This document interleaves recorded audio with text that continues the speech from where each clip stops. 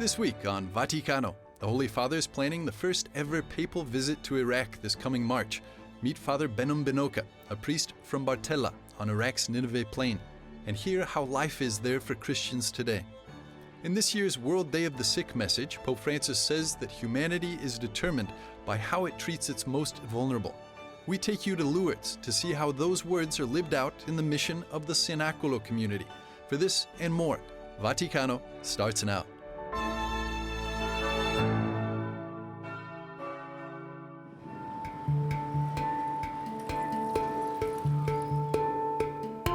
In December, the Vatican announced the Pope would be going to Iraq at the beginning of March.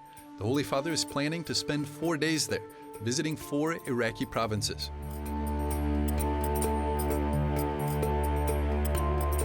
Pope Francis will be the first Pope ever to visit Iraq. He has long expressed his desire to do so and had already promised to make the trip in 2019. Mi acompaña pensando al Irak. I think constantly of Iraq, where I want to go next year, in the hope that it can face the future through the peaceful and shared pursuit of the common good on the part of all elements of society, including the religious, and not fall back into the hostilities sparked by the simmering conflicts of the regional powers.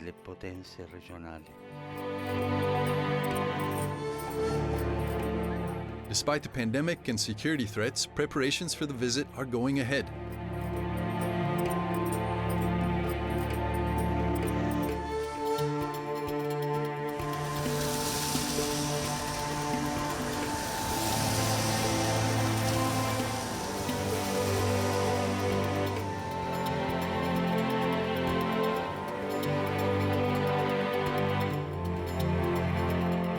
Monsignor Shiad Aboud, representative in Rome of Syria's Greek Melkite Catholic Patriarch, says that the potential papal visit will be a sign of hope not only for Iraq, but for all of the Middle East region.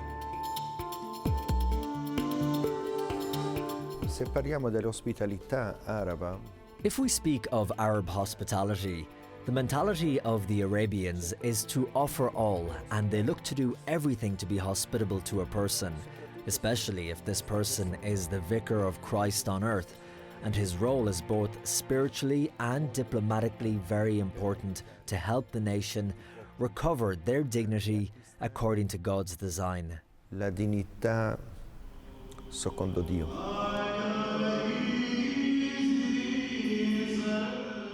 The motto for the papal visit is taken from the Gospel of Matthew, chapter 23, "You are all brothers," and is centered on the mission of unity and peace.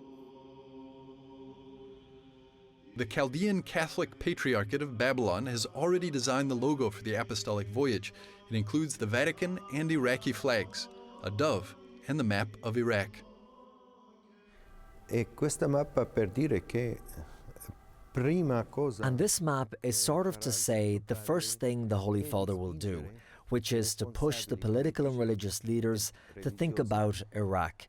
And this is a lesson not only for Iraq, but also for all other countries. The first thing to think about is the nation, the country. And there is another sign, the palm.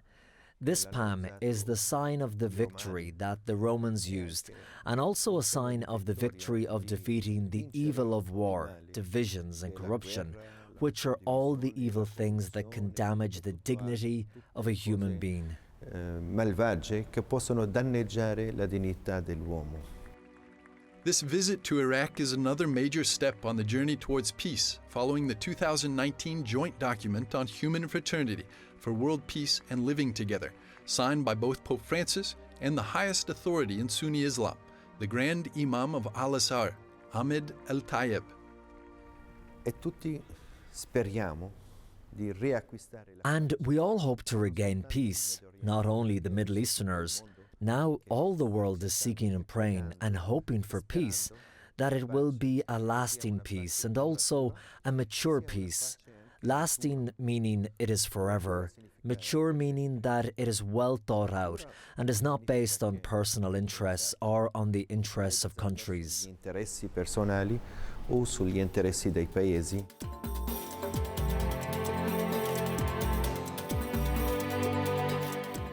This papal visit will be the fulfillment of the years of work and prayers of the last three pontiffs.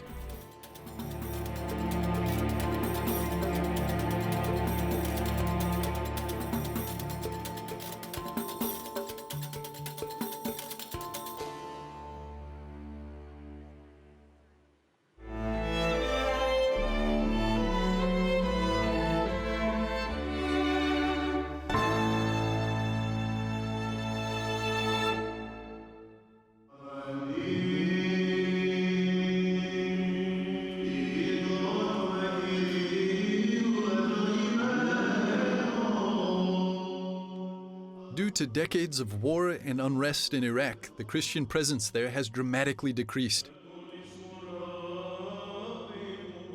The Christians that remain face persecutions and endure many challenges in both public and private life. An Iraqi priest, Father Behnam of the Syriac Catholic Rite, has been working to relieve those pressures, providing spiritual and physical help to the vulnerable and needy in northern Iraq.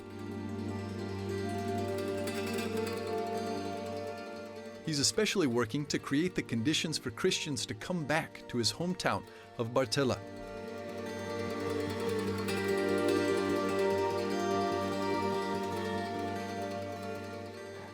We have 1,200 families returning after the liberation of Bartella from ISIS. But we still have more than 400 families living in Ankawa, Erbil. They wanted to come back in Bartella, but they have many problems, which they blocked them to stay there in Ankawa. One of these problems is the current political and security situation in Bartella due to the presence of the of many militias in the zone, which are of different agenda, and they are influenced directly of the life of the Christian. The other problem is many of them, they have already a job in Erbil, Ankawa. To come back here in Bartella, they have to find another job, and this is not usually easy for them. And we hope that the church, we could find a job for them in order to encourage them to come back and continue living in Bartella. But it's not easy, because Christians are constantly discriminated against and blocked from providing for their families, he says. Everybody knows currently the situation of the demographic shift in the zone. There is a will from not just the Shabak in Nineveh Plain, but also from many other countries in order to emptify the Nineveh Plain from its Christian, especially the district of Al-Hamdaniya, which includes Bartella, Karamles, and Karakosh, from its Christian, and to put instead of them just Shabak. From other side, we have also the problem of building Shia's monuments in front of our historical sites in Bartella. We tried to talk to them in order to take out all these monuments because they are cover the history of the Christian in Bartella, but the Shabaks usually refuse this. Shabaks are an ethnic and linguistic group on the Nineveh Plain, practicing a mixture of Islamic and local religious beliefs. In Bartella is also not allowed to have a Christian mayor. This is due to what the Americans in 2003 decided to do in Bartella. They put, since that time, a Shabakwan as a mayor in Bartella, and it continues like that. This is for us a discrimination.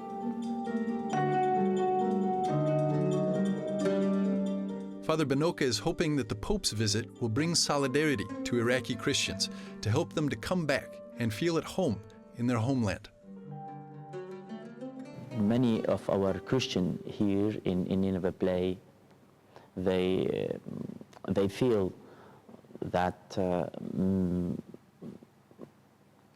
the place is not anymore ours. So what we have to do is to insist more and more, and to say to everybody, and to assure to all the Christians that Nineveh Plain will continue to be for the Christian. And this is possible for sure if we have the will to continue living here, but also with the help of our brothers and sisters, Catholics and non-Catholics from all the world.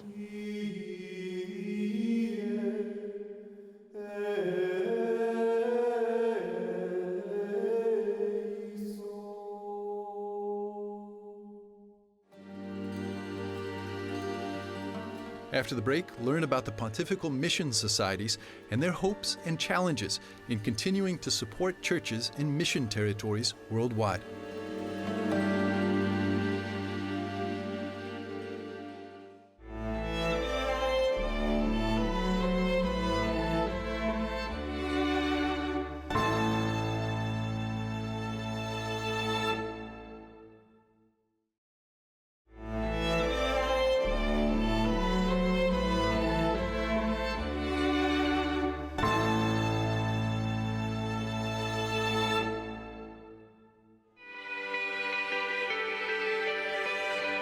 The Pontifical Mission Societies, with the help of donations from Catholics worldwide, has been supporting local church projects in mission territories for 99 years. Building seminaries, providing liturgical books, and helping to establish dioceses. The global pandemic has greatly affected the mission territories, and the Pontifical Mission Society is now looking for better ways to provide aid to the most needy dioceses. We are now living in a very difficult time. The president of the Pontifical Mission Societies, Archbishop Gian Pietro Dal Tozo, says that the congregation has sent a letter to over 1,000 territories, inviting them to reevaluate the need for funding. So the idea is not, of course, not to cut. The idea is not to impose such a cut. The idea is, can we find a way how we can help each other in a better way? A positive note is that some of the missions have become self-sustaining and are able to renounce their financial aid in support of others.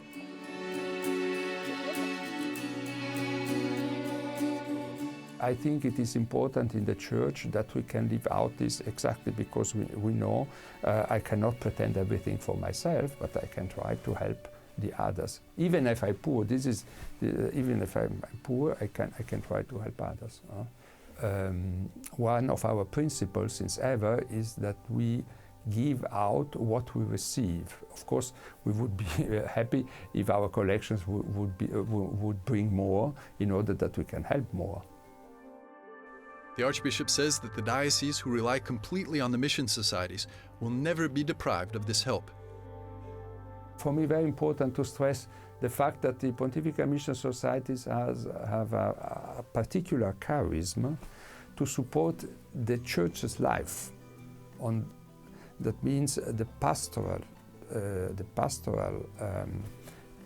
work of the Church. You can imagine there are some religious community of contemplative sisters. It is for them very difficult to survive. So it is our aim to support exactly those communities who are related to the work of the Church. Video. The Pontifical Mission Societies use 3 criteria to determine which dioceses are most in need of support.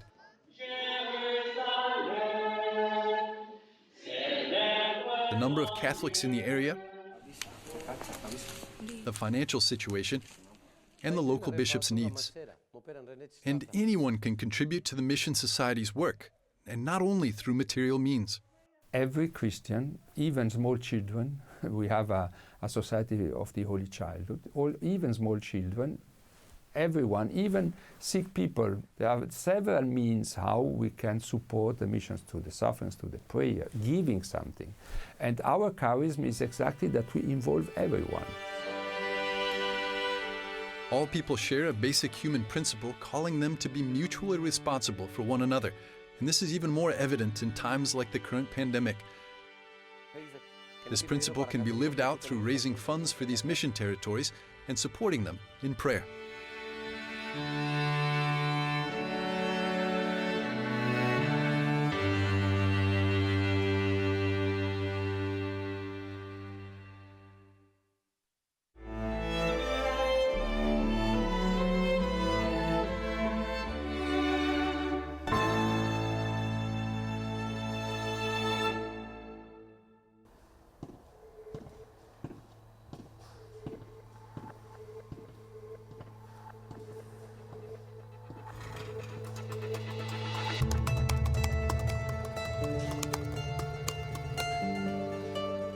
The Rome correspondent for ytsync-en Noticias and Así Prensa, Miguel Pérez Pichel, is one layman who responded to the call of the Pontifical Mission Societies to support the missions. He did so by writing a book highlighting the work of Spanish missionaries spreading the gospel worldwide. I already wanted to give a voice to all these people, men and women, that have left everything in their country, in their land, to fulfill this mission, bringing the Word of God to people that have never heard of the Church, nor Christianity, nor the Gospel. The book follows the stories of 11 missionaries, dedicating a chapter to each. Pérez Pichel wanted to choose stories that used pictures best representing the work done, describing inspiring and impactful stories, showcasing different missionary territories, and featuring clergy, religious, and laity.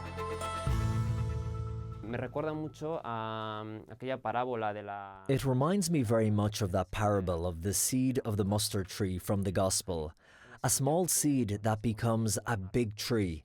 I think this is similar. These small things, small services, in the end can become a big service. It is a small service that the missionaries perform that does immense good.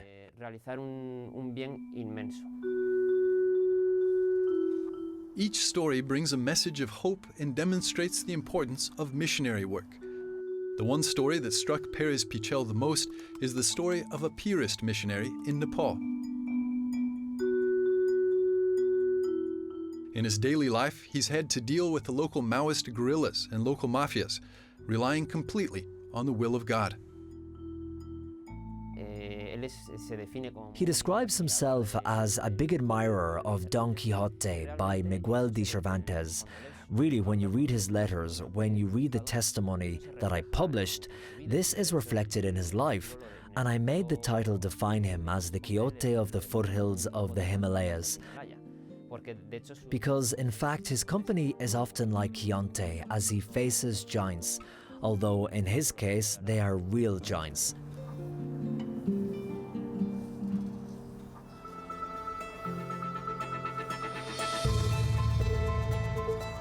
There are hundreds of incredible stories from mission territories that have been made possible thanks to the almost 100 years of work and support of the Pontifical Mission Societies. After the break, we'll tell you the story of the mission work of the Cenacolo Community in Lourdes.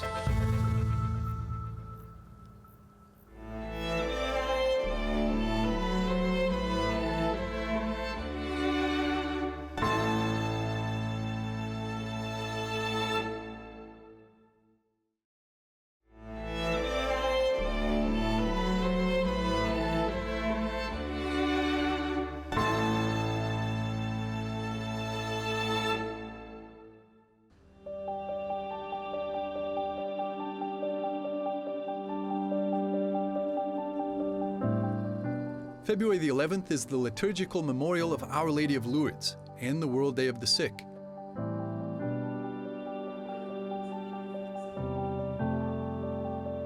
Pope Francis released a message calling to live faith in action caring for the sick.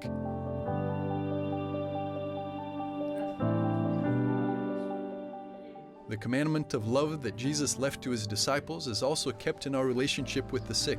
A society is all the more human to the degree that it cares effectively for its most frail and suffering members, in a spirit of fraternal love.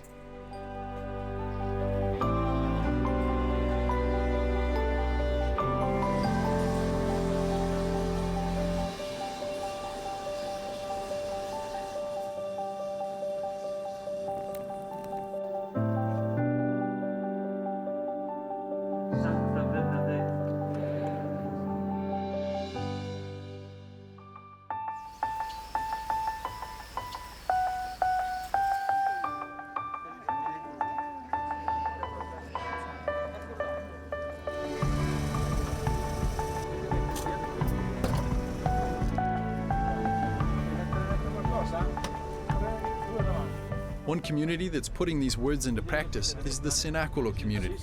Founded in 1983 in Cuneo, in northern Italy, by Mother Elvira, it focuses on service to lost youth and helping them to overcome dependencies and addictions.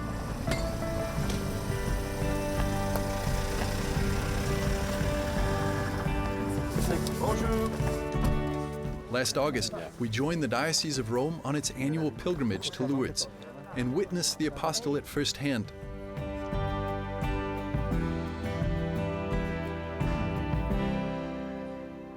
Like a lot of days, I feel I'm so convinced of my This faith. is Patrick, one of the community's residents. Yeah, that's like the faith, you know. I feel faith is always like... I'm 26 years old, I'm Portuguese, and I'm in this community house here in Lourdes since 3.5 years. So basically, I entered here, I was a drug addict. I had a lot of problems with addictions. Also with drug, cannabis, and alcohol. So since I entered here, I really feel like I started a new life. I really feel like reborn. So and I started living also my life in simplicity. I appreciate my life. The name of this house is the version of the Divine Providence, and this name was given because every house has a specific name to relate to each house. So in that case, in this house, this is considered a big house. We have 36 persons in this house in that moment. Last year we had 46, for example. And here are a lot of different nationalities. I'm Portuguese, for example. A lot of Italians, because the community is Italian. And we have also like French, there are people from France, from Poland, Croatia. We have one brother from Vietnam also, and Belgium also. So the community proposes a very simple walk of 3 years. Very simple in that sense, that after 3 years, community says you're ready to go out and go back to the world and to normal life.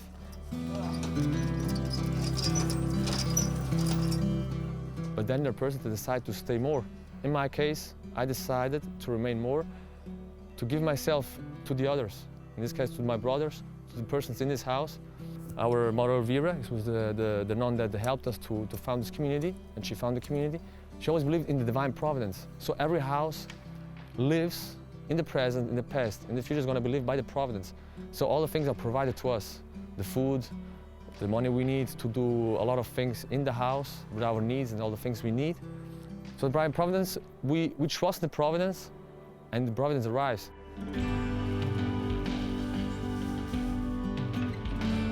And the structure of the community is very simple. We have the priest of the community, we have the nuns, sister of the community. And basically in every house, there are like old guys. It means a lot of persons and brothers and girls and boys. The long period of the house, and the older they are, they just take more responsibility and they guide the house. In every house, there's at least one like old guy. It means like 10, 15 years or more than 40 years. That takes the responsibility of the house, and so the structure is very like it's a hierarchy. So it's a very simple structure. We have normal engagements, works. We have the garden, we have the stable, the kitchen. So it makes really easy the working process. So we have the prayer in the morning, the rosary in the chapel, half an hour. Then we change ourselves in work clothes, and then we eat breakfast, and then we work until 12, and then we do lunch. We have some free time to share. The important thing is always to share. with our brothers what we live in our inside and to share what the things we live in the past, in the present. Then in the afternoon, you have another rosary, a walking rosary in that case, and then work again until 6:30. So the structure is very simple and it's not difficult or very complicated. You know? We pray, we work, and we share. In fact, that's the three most important things in community. You know? We call it like the pillars.